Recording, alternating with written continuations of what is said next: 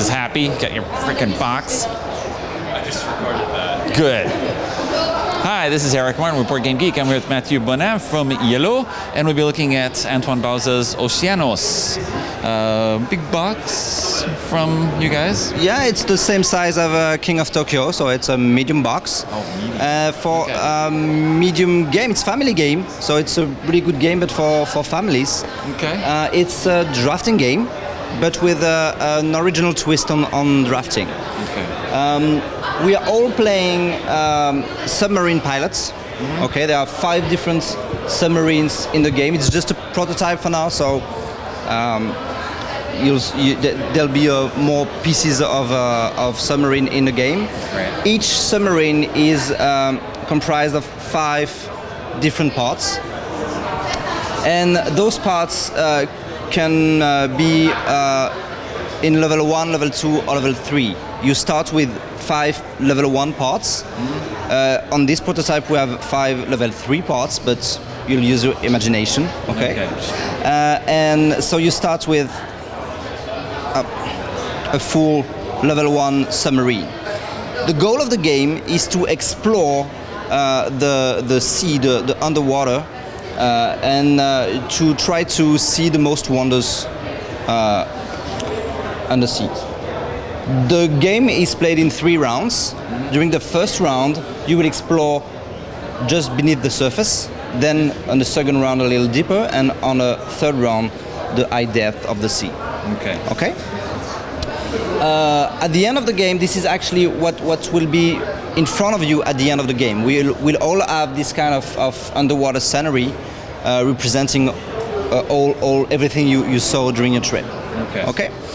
So in each of these 3 rounds, there'll be 5 turns.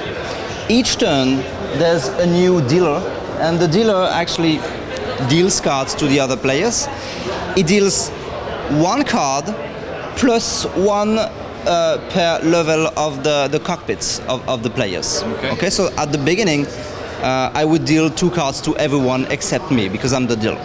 Okay? Players are going to look at the cards, pick 1 to play, and give all the others back to the dealer.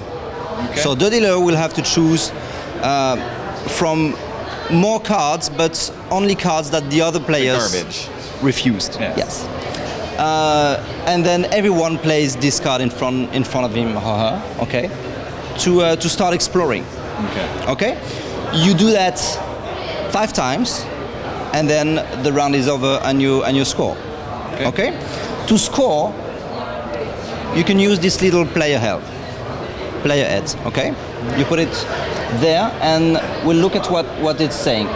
The first thing is that at the end of each round, there's a free underwater base.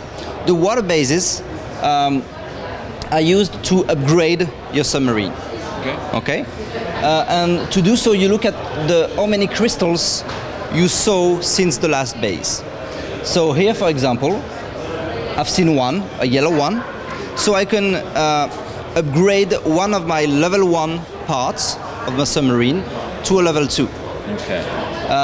Here, before this base, I encountered 2 crystals, a yellow and a green. They must be different. So I can either upgrade a level 1 to a level 2 or a level 2 to a level 3. So I could, for example, upgrade my cockpit to draw more cards. Okay. Then I'm going to score points with the different species I saw underwater. It's 2 points per different animals I saw. Okay, but I'm limited by the observation deck, by the level of my observation deck. At first, I can see only 3 different animals. Then it's 5 with the level 2 and 8 with the level 3. Okay.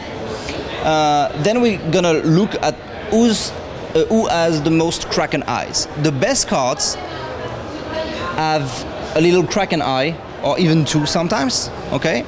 And whoever has the most kraken eyes at the end of a round will draw a random token here, granting him with either 0 points or a malus of 2 to 4 points. Right. Okay? Or even 1 point. Then you will score from your propeller here.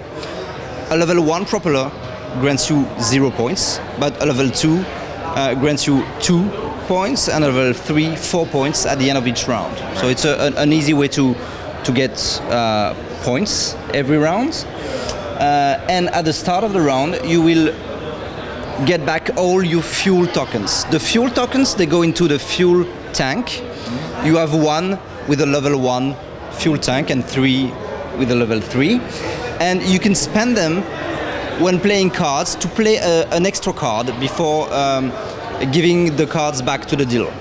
Okay, so that's how you can play 6 cards even if there's only, or even 7 or 8 cards even if there are only 5 turns. Okay, you just put them like this.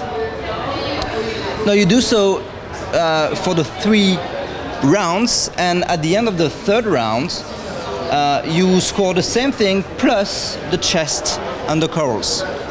Okay. Which you've collected over the entire game. Yes.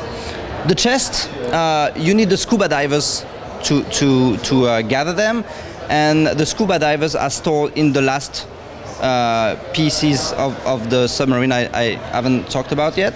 Is the front part. Okay. Right. Like the fuel tank, you have 1 at the beginning of the game. You can have up to 3 by upgrading the front part of your submarine. Okay. When you play a card, whenever you play a card, you can place a scuba diver token on it. At the end of the game, the scuba diver will fetch all the chests on that card and on the card that are just above. You know, it's going back to the surface, right, gathering all the chests in its way. Okay. For each chest you got, you just draw a little chest token that will grant you either 2, 3, or 4 points. Okay. And to finish with, the corals, you will try to build coral reefs, you know, series of coral. Each coral in your longest chain is worth 1 point at the end of the game. Okay. So there's this little score pad to help you score at the end, count the score at the end of the game. And whoever has the most points wins the game. All right. Okay. Very neat. That is very nicely thematic to sort of add that in there with the coral branching off. Yeah, you can always count on Antoine to make thematic and great games. Thanks for the overview. You're welcome.